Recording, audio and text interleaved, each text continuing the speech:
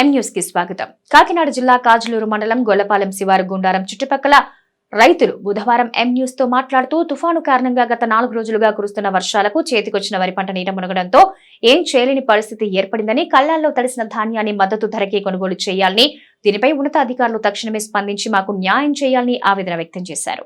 ఈ కార్యక్రమంలో మేడిశెట్టి వెంకటరమణ, పలివెల ప్రకాశ్రావు, మేడిశెట్టి సూర్యనారాయణ, ఉడా కృష్ణమూర్తి, సందాల శ్రీను, ఎడపల్లి అర్జునరావు, ఎండపల్లి సత్యనారాయణ, కర్రి కనకదుర్గారెడ్డి, పంపన రామాంజనేయులు, పంపన శ్రీను, మేడిశెట్టి శివ, వనం బుజ్జి, కడియాల సత్యనారాయణ, పెంకె కొండయ్య, ఎండపల్లి రామకృష్ణ, పెంకె ఏడుకొండలు, నేరుకూరి వెంకన్న, ధర్మాడి వెంకటేశ్వరరావు, వనం గోవిందు, ఎంటపల్లి కళాకాంతులు తదితరులు పాల్గొన్నారు. కాజూరు మండలం గొల్లపాలెం గ్రామం శివారు గుండారం అనే ప్రాంతం ఇది.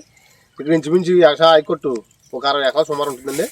ఈ 60 ఎకరాల సుమారులో అంతా కోసి పని మీద ఉంది ఈ భూమి అంతా. ఇదంతా ఈ గత 4 రోజులు బట్టి కూర్చున్న వర్షాలకి, అకాల వర్షాలకి నీట మునిగిపోయి బాగా ఇబ్బందులు ఉన్నాయి. పైకి తెచ్చిన ధాన్యాలు కూడా కళ్ళల్లోనే మునిగిపోయినా అవి కూడా మీకు చూపిస్తామండి. దీనిపైన గౌరవనీయులు మంత్రివర్యులు చెల్లిపోని వేణుగోపాలకృష్ణ గారు ఉన్నతాధికారులని పంపించి ఈ వ్యవసాయాలన్నీ పరిశీలించి తగు న్యాయం చేస్తారని ఆశిస్తుంది.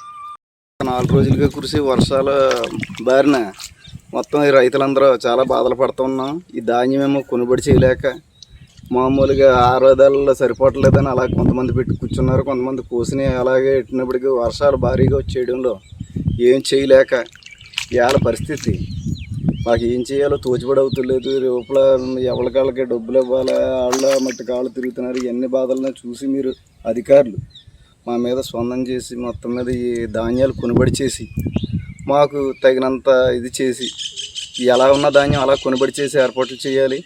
చేల్లో కొంతవరకు ఇంకా ఉండిపోయినాయి కోసుకుని అవి కూడా ఏదో రకంగా వెళ్ళేలా ఏర్పాటు చేయాలి తప్ప మిల్లర్స్ మీద మీరు ఏ రకంగా చేసుకున్నా సరే మాకు మాత్రం ఇప్పుడు ధాన్యం ఎక్కడిదక్కడ ఎలా ఉన్న ధాన్యం అలా కొనుబడి చేయాలని అధికారులు స్పందించాలని మేము కోరుకుంటున్నాం.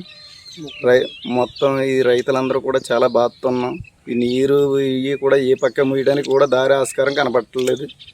కేవలం చేల నుండి కూడా ఇలా సైట్లోకి తెచ్చినప్పటికీ కూడా ఈ సైట్లో కూడా నీరు నిలబడిపోయి ఇంక వీటిని ఏం చేయలేని పరిస్థితిలో ఉన్నాం. అందుకనేసి మిల్లర్స్ కొన్ని ఏర్పాటు చేసి మీ అధికారులు చర్య తీసుకుని మాకు రైతులకు తగిన న్యాయం చేస్తారని మేము కోరుకుంటున్నాం.